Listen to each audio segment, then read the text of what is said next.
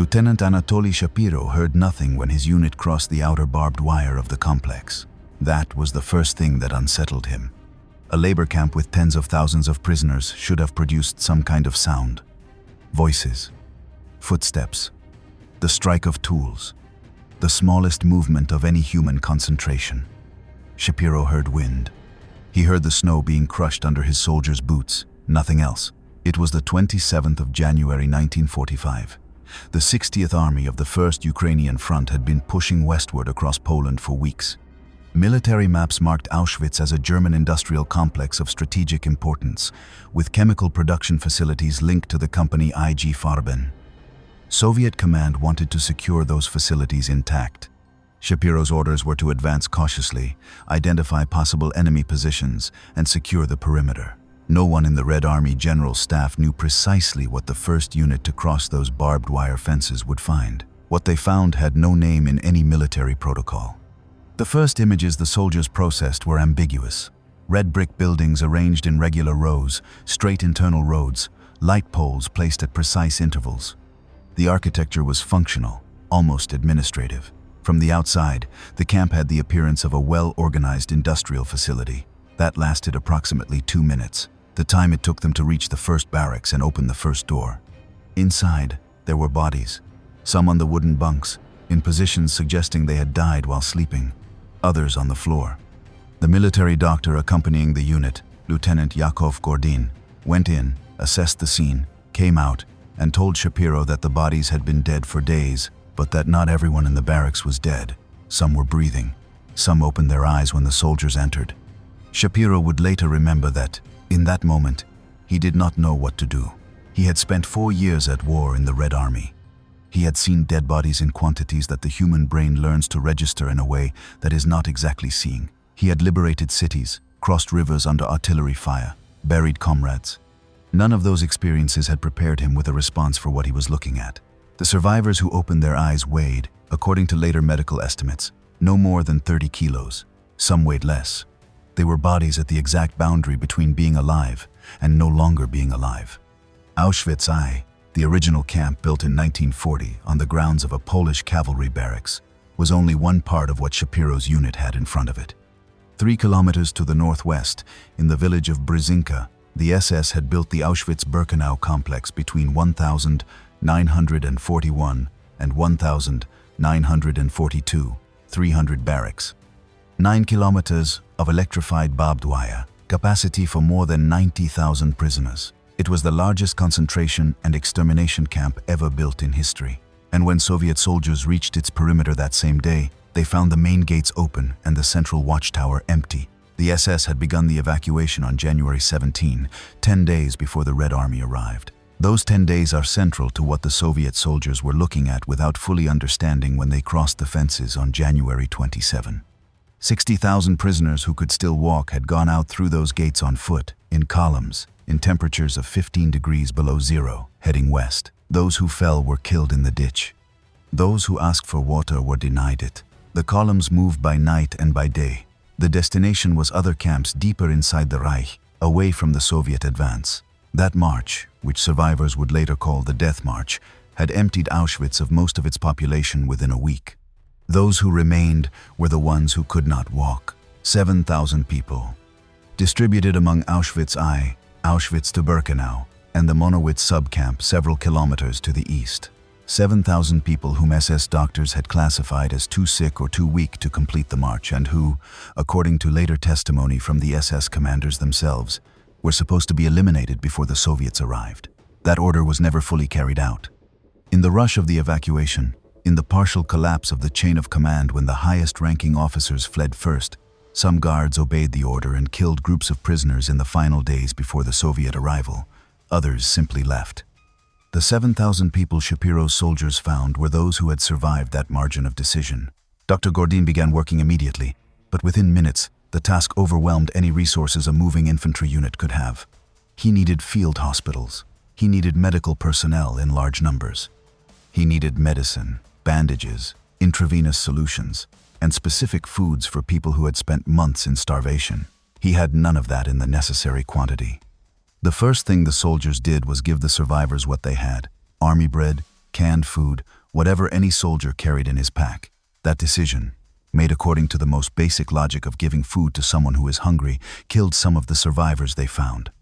The digestive system of a person in a state of extreme starvation cannot process a normal meal. Metabolic collapse could occur within hours. Soviet doctors learned that lesson quickly and painfully, and after the first deaths from overfeeding, they began distributing minimal quantities and searching for specific provisions. While medical teams organized first aid in the barracks of Auschwitz I, other soldiers began exploring the rest of the complex. The camp had a geography no one had explained to the new arrivals, and discovering it meant discovering layers of function none of them expected to find. Block 10 of Auschwitz, I had its windows bricked up. When the soldiers opened it, they found the equipment of a medical laboratory, examination tables, surgical instruments, clinical records, photographs. The documents that had not been burned described procedures performed on women selected for sterilization experiments. Joseph Mengele, the SS doctor who had directed selections on the Birkenau ramp for 2 years, had fled on January 17 together with the camp commandant, Richard Baer. But his files, or part of them, were still there. The soldiers were not forensic investigators. They collected the documents and packed them to send to command, without fully understanding what they were looking at. 3 kilometers away, in Birkenau, the picture was on a different scale. Birkenau was not a camp. It was a city built to kill. The difference between Auschwitz I and Birkenau was the difference between the administrative skeleton of the system and the system in full industrial operation. The 300 barracks of the main complex, built mostly with materials from stables dismantled on Polish farms, stretched in rows for kilometers. The frozen mud between the barracks had a specific consistency, a mixture of earth, ash, and what the soldiers did not immediately identify but the doctors did, human remains incorporated into the soil over years of the camp's operation. At the northern and southern ends of the camp, the SS had blown up the 4 crematoria during the weeks before the evacuation. Crematoria II and I, the largest in the complex, with a combined capacity to incinerate more than 4,000 people per day, had been dynamited on January 20, 1 week before the Soviet arrival. Crematoria IV and V had been partially destroyed in October 1944 during the Sonderkommando uprising. What remained were ruins of brick and concrete, twisted steel beams, fragments of the ovens.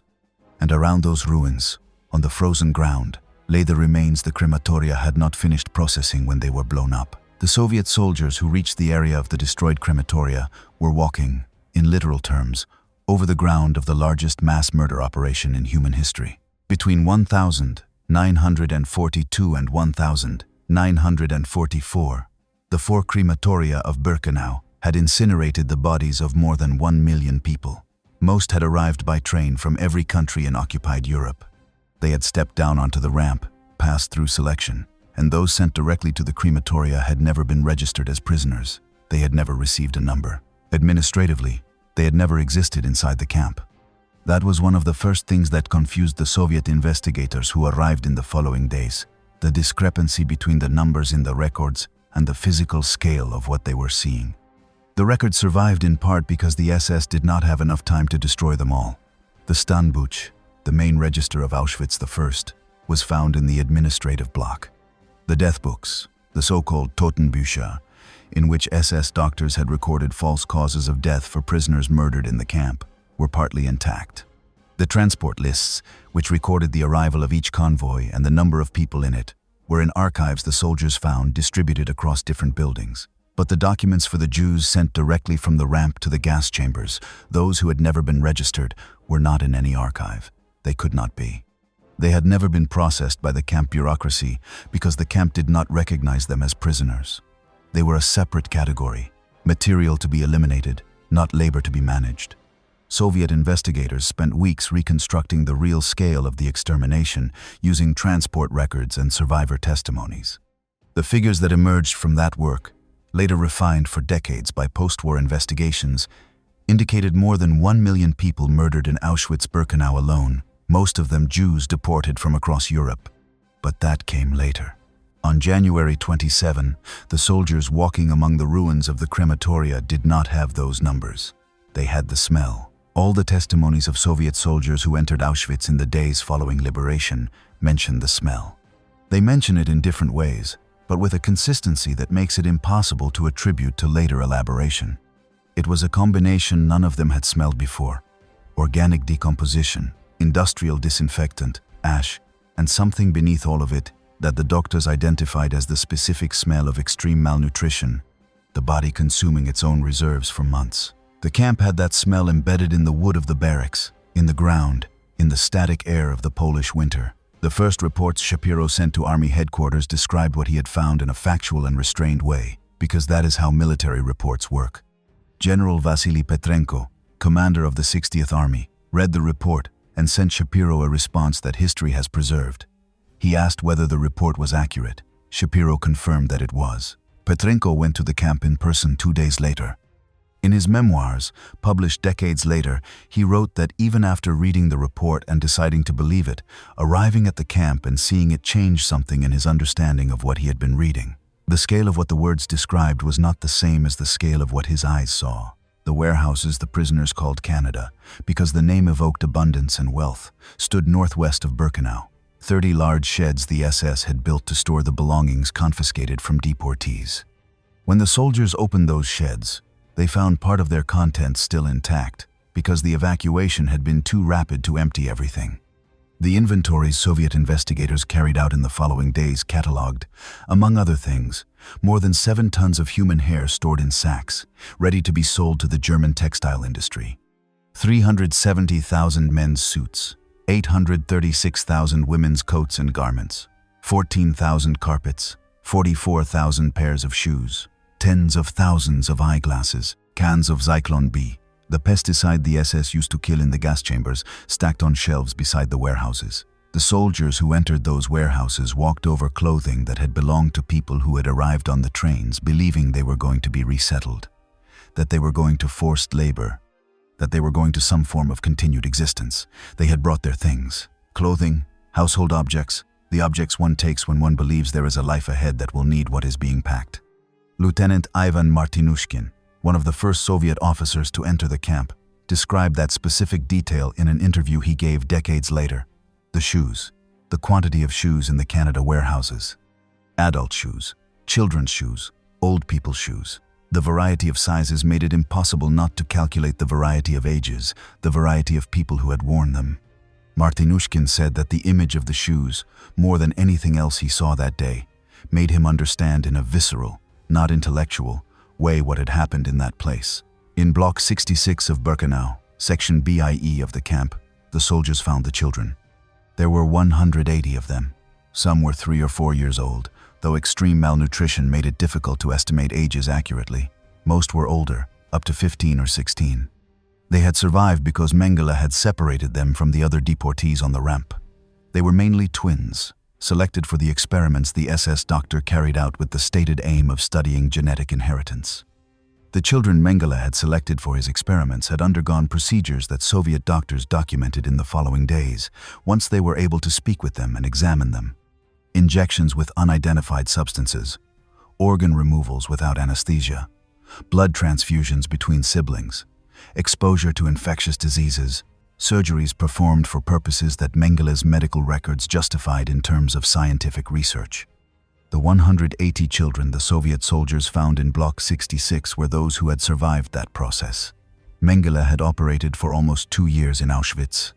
The number of children who passed through his experiments and did not survive is not fully documented because part of the files were destroyed when he fled. The soldiers who entered the children's block reacted in ways several of them later described in testimony. Men who had spent 4 years at the front, who had seen comrades die in combat, who had developed the emotional distance required to survive a war of that magnitude, broke down crying in front of the children of Block 66. Some soldiers took what they had from their packs and gave it to them directly: chocolate, food, anything. Some carried the smallest children in their arms, the only gesture of comfort available when there were no words and not enough medical resources to respond to what they were seeing. One of the best-known images of the liberation of Auschwitz, taken by the Soviet film crew that arrived at the camp in the first days of February, shows a group of children walking beside the camp fence, leaving a barracks looking at the camera. They are wearing striped uniforms. Some look straight ahead, others stare at a point outside the frame. It is an image that functions as a document in the most literal sense. It records that those children existed, that they were alive, that the camp had not consumed them entirely. The film crew that shot that material arrived at the camp on February 5, 9 days after liberation. It was led by cameraman Alexander Vorontsov, who had already filmed the liberation of other camps during the Soviet advance.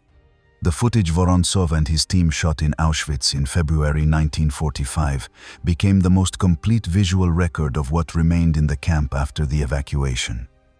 The survivors in field hospitals set up inside the barracks, the Canada warehouses with their contents still piled up, the destroyed crematoria, the children, the barbed wire, the snow. Those images were used in the following months as evidence in the first judicial proceedings linked to the camp, and in later years they became part of the visual archive the world used to understand, or try to understand, what Auschwitz had been. But the images came 9 days later. The soldiers who arrived on January 27 had no cameras. They had their eyes in what some of them, in the post-war years, were later able to describe in words. Sergeant Leonid Reutemann, who entered the camp with one of the first units, wrote in a letter to his family that it took him 3 days before he could eat normally after what he had seen. Not because he was ill, because every time he tried to eat, he thought of the survivors in the barracks, of the difference between what he had in his hand and what they had had for months. Reutemann's letter is not a historical document in the technical sense. It is a private letter from a soldier to his family. But it contains something official reports do not contain, and that later testimonies, shaped by temporal distance, tend to soften unintentionally: the immediacy of the impact, the specific sensation of having seen something for which the brain has no category, producing as a response a disruption in the most basic mechanisms of daily life. Not being able to eat, not being able to sleep, not being able to separate what you have just seen from what is in front of you. That disruption was consistent among the soldiers who entered the camp in the first hours and days. The testimonies historians collected decades later, when veterans of the liberation began to speak publicly about what they had seen, confirm that pattern. A specific alteration, unlike the aftermath of battles, without the structure of combat trauma, something different because the source was different. In combat, the soldier has an active role, a weapon, movement, the structure of immediate survival that organizes the experience. In Auschwitz, the Soviet soldiers entered, and there was no one to kill and no danger to face. There were survivors looking at them. There were dead people looking up from the floor. There was an architecture designed to process human beings that still smelled of what it had processed. And there was nothing to do with it that had the shape of a military action. That specific helplessness, the experience of standing before something that exceeds the available capacity to respond, is what the testimonies try to describe, and what the letters and diaries of soldiers who were able to write them in the immediate days captured more precisely than any later document.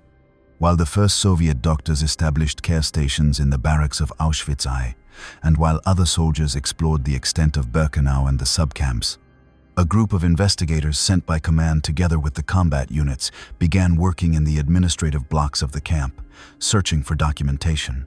That work took place simultaneously with the care of survivors, and in the first days, the two processes coexisted in the same physical space. Military doctors at one end of a block treating people who could barely move, and investigators at the other end examining filing cabinets and folders.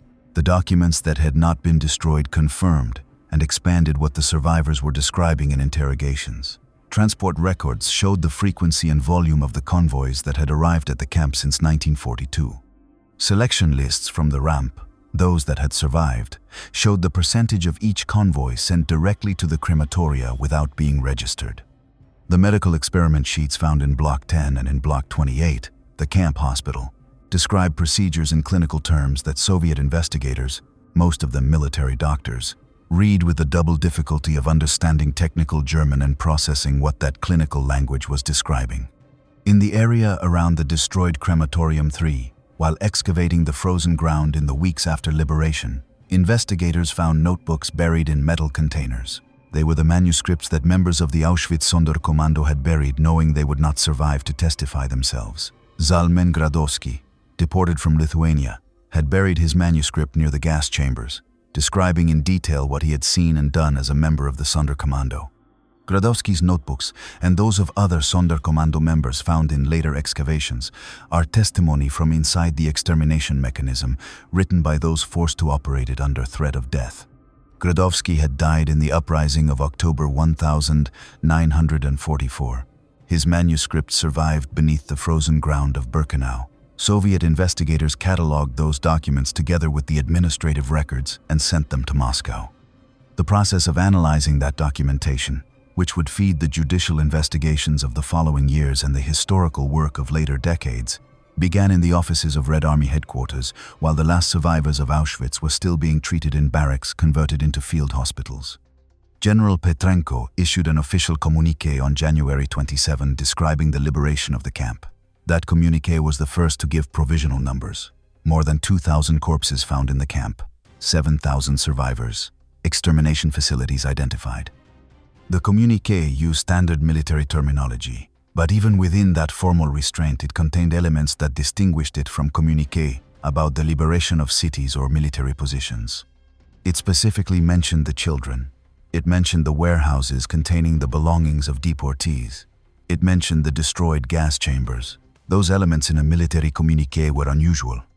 They indicated that whoever drafted it had processed that what the Red Army had found that day was not comparable to anything it had found before, and that the standard communiqué was not enough to describe it. In the weeks following liberation, while the field hospitals operated in the barracks and investigators continued the work of documentation, some of the survivors who had regained enough strength to walk began moving through the camp with the soldiers. They acted as guides, explaining the function of each building, each structure, each space. Those explanations were also testimonies, and Soviet investigators recorded them with the same urgency with which they catalogued written documents, because they understood that survivors knew things no archive could contain. A Polish survivor, whose name the records from that stage do not preserve consistently, led a group of Soviet investigators to Block 25 of Birkenau, the one the female prisoners called the Death Block. It was the block where women selected for the gas chambers waited before being taken to the crematorium. The survivor explained the function of the block in detail as she walked through its interior. The investigators took notes. At the end of the tour, one of them asked how long she had been in the camp. She answered, 2 years and 4 months. According to the record of that session, the investigator could not formulate the next question for a moment. The Auschwitz camp remained in Soviet hands for years after liberation.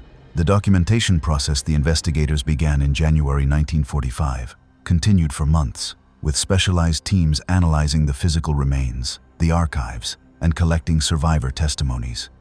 That work directly fed the Nuremberg trials and the specific Auschwitz-related trials held in Poland in the following years. Commandant Richard Baer, who had fled on January 17, was captured in 1960 and died in custody before he could be tried. Rudolf Höss, the first commandant of Auschwitz, who had built the camp from 1940 onward, had been captured by the British in 1946, tried in Poland, and executed in 1947 inside the camp he had designed, in front of Crematorium I, the only one that had not been destroyed.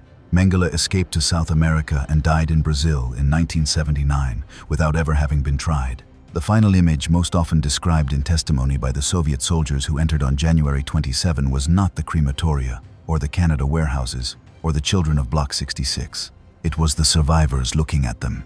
7,000 people who had spent months, some of them years, at the limit to which the human body can be pushed and still function, who had seen the people who arrived with them on the same trains die, who had survived the selection on the ramp, the periodic medical inspections that determined who was still useful as labor, systematic hunger, cold, the diseases the camp produced and did not treat, the experiments, the punishments, and who were now looking at soldiers who had just opened the doors of their barracks and who, for the first time in all the time they had been in that place, had not come to harm them.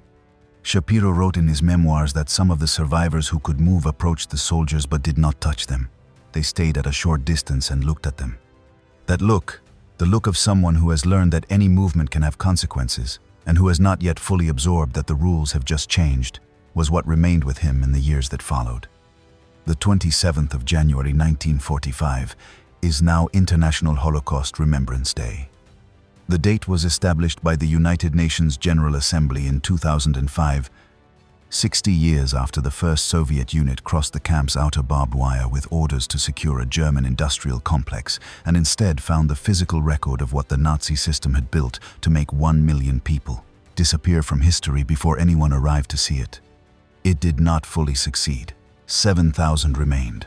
The buried notebooks remained. The files that there had been no time to burn remained. The warehouses too full to be emptied in 10 days remained.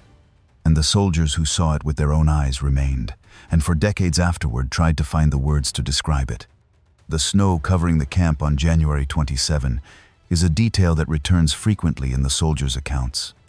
The contrast between the whiteness of the ground and what lay on it, beneath it, soaked into it. Auschwitz in winter had an appearance that could, for the first fraction of a second, seem silent and empty. Snow flattens contours, reduces color, simplifies the geometry of any space. That fraction of a second, before the eye finished processing what it was seeing, is something several soldiers mentioned in their testimonies as a specific and involuntary moment, the instant before understanding. Captain Georgy Yelisavetsky entered Birkenau with his unit through the northern sector of the camp and needed several minutes to orient himself within the scale of the complex. The 300 barracks were not visible from any central point. One had to walk between them to understand the real extent of the camp, and that extent had no equivalent in the military experience of any of the soldiers who entered that day. Yelisavetsky later described the feeling of walking among barracks that did not end, of expecting the architecture of the camp to show its limit at some point, and continuing to walk and finding more barracks, more frozen mud between them, more posts of electrified barbed wire, more empty watchtowers. The camp had no human scale. That was the point. Birkenau had been designed to process people in quantities that no space of everyday life needs to contain. The infrastructure reflected that function. The dimensions were those of an industrial city, not of any place where human beings lived.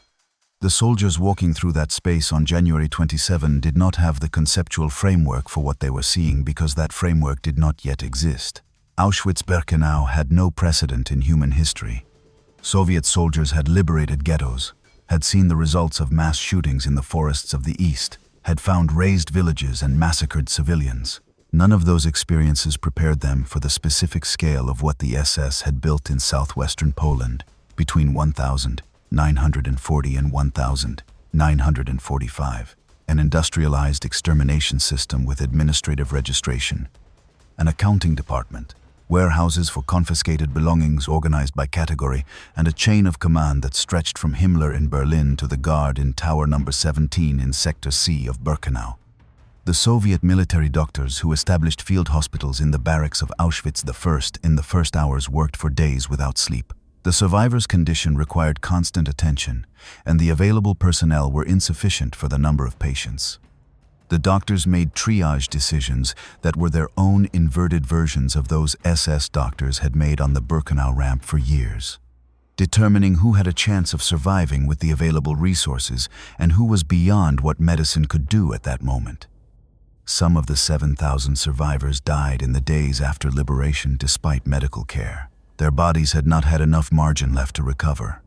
The names of the survivors who died in the days immediately after liberation are mostly documented in Soviet records from the period. They had survived until January 27. They had seen the soldiers arrive. They had survived the evacuation, though not the death march, because they had been unable to walk. They had survived the period between January 17 and January 27 inches, the semi-abandoned camp, with guards who in some cases had killed groups of prisoners before fleeing and in others had simply left. They had survived 10 more days, and then, when help arrived, their bodies did not have enough left to go on. Among the survivors who did recover, there are testimonies describing the specific moment of the Soviet arrival from inside the camp, from inside a barracks, from the bunk where they had spent days unable to move. Hearing the sounds outside change, the sound of boots that were not SS boots, the sound of voices speaking Russian, and the door opening to reveal figures in uniforms different from the one they had learned to fear. Primo Levi, who survived Auschwitz in the Monowitz subcamp and wrote about the arrival of the Soviets in If This Is a Man, described the first soldiers he saw as 4 young men who arrived on horseback. He described their expressions, a mixture of shame and pity. They were not expressions of victory. They were the expressions of people looking at something they wished they had not had to see and knew they would never be able to stop seeing. Levi wrote that expression on the soldiers' faces was the first thing that made him understand that what had happened in Auschwitz was not normal. That the very men who had come to liberate them, men who had spent years at the front, felt in that moment something the camp itself had not allowed him to feel: shame on behalf of others. The camp had produced that anesthesia. The systematic machinery of degradation that Auschwitz had applied for years had, among its most calculated effects, the reduction of the prisoners' own ability to feel the horror of their situation continuously. Survival required a form of distance from daily horror, because daily horror was incompatible with the minimal functioning that survival demanded. The Soviet soldiers did not have that distance. They arrived without the gradual process of adaptation the camp had imposed on its prisoners. They saw it all at once, in its full scale, without the buffer of habit. That explains, in part, why the testimonies of the soldiers and the testimonies of the survivors about the same moment, the 27th of January 1945, are so different in emotional texture. Survivors describe relief, confusion, difficulty believing what was happening. In some cases, an inability to react in any recognizable way. Soldiers describe impact, disorientation, a disruption of understanding that none of their previous experiences had produced. The two sets of testimonies, seen together, describe the same moment from positions that complete one another. Together, they form the most direct record available of what the 27th of January 1945 was in Auschwitz, the day when the system the SS had built so no one would see it was seen. In the months after January 1945, while the field hospitals in the Auschwitz barracks cared for the last survivors and investigators continued their documentation work, the outside world began to learn what the Red Army had found: Soviet communiques, the first photographs, and then the footage filmed by Vorontsov and his team began to circulate. Allied newspapers published the first reports. Governments that had received intelligence reports about the camps for years and had processed them with varying degrees of denial, deliberate disbelief, and political calculation now looked at photographs and testimonies from their own soldiers. The gap between what the world knew and what the world had wanted to know about Auschwitz is a subject later historiography explored extensively. The Western Allies had information about the extermination from at least 1,942. The Vatican had information. The governments in exile of occupied countries had information. That information did not translate into any action that interrupted the camp's operation while it was still functioning. The reasons for that inaction are multiple, complex, and debated, ranging from genuine skepticism about the scale of what was being described to the political calculation that no available action was effective enough to justify the effort. What the 27th of January 1945 did was eliminate the possibility of continuing to apply that reasoning. When the soldiers of the 60th Army opened the doors of the barracks and Vorontsov's film crew recorded what remained, the information stopped being something that could be processed at a distance. It had faces, registration numbers tattooed on arms, 7 tons of hair in sacks, 180 children looking at a camera. Lieutenant Shapiro, who had crossed the outer barbed wire on January 27 without knowing what he would find, lived to be 92. In the final interviews he gave before his death, in the first decade of the 21st century, he continued describing that day with the same precision with which he had described it in the first post-war testimonies. The details had not eroded. The texture of the memory of that day had remained intact in a way his own grandchildren found difficult to understand, because human memory does not normally preserve details from 60 years earlier with such fidelity. But the 27th of January 1945 was not an ordinary memory. It was the kind of experience the brain does not process and archive like the others. It was the kind of experience that remains active, that does not pass into the archive but stays on the surface, that can be summoned with the same immediacy decades later because it was never fully processed at all. Shapiro said the sound he remembered most clearly was not the doors opening or the survivors. It was the silence beforehand, the silence of the camp before his unit crossed the barbed wire. The silence that was the first sign that something was profoundly different from anything he had encountered before. A camp with 7,000 people still breathing, in total silence, on the morning of the 27th of January 1945. That silence was what they found first, before the bodies, before the warehouses, before the children, before the documents. The silence of what remained of Auschwitz after the SS left and before the Red Army had arrived. The silence of a mechanism that had functioned for 5 years and had stopped suddenly, leaving behind everything it had not had time to destroy.